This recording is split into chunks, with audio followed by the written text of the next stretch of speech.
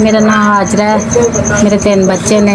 मेरा बंदा दिहाड़ियां ते जांदा ट्राली चिट्टा लांदा चढ़ांदा बस नाश्ते वास्ते पैसे नहीं सुबांदे बैठे हैं भुखे ना कोई काम है। मैं आप भी काम नहीं करती घर ही रहती हाँ कोई काम ही नहीं मिलते बच्चों का कोई आसरा ही नहीं किदे कोल मैं छड्ड के जावां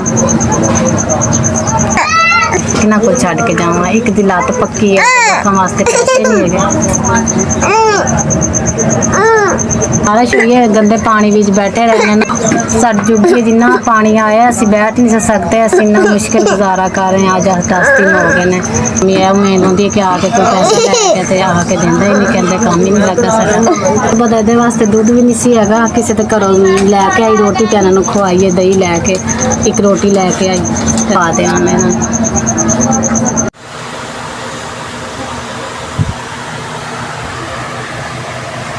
ਤੁਹਾਡੇ ਇਦਾਰੇ ਦੀ ਬੜੀ ਮਿਹਰਬਾਨੀ ਤੁਸੀਂ ਸੌਖੇ ਟਾਈਮ ਤੇ ਸਾਡੀ 5000 ਦੀ ਮਦਦ ਕੀਤੀ ਇਹਨਾਂ ਦਾ ਤੁਹਾਨੂੰ ਤੁਹਾਡੇ ਇਦਾਰੇ ਦਾ ਬਹੁਤ ਧੰਨਵਾਦ ਹੈ। ਤੁਸੀਂ ਇੰਝ ਮਦਦ ਕਰਦੇ ਰਹੋ।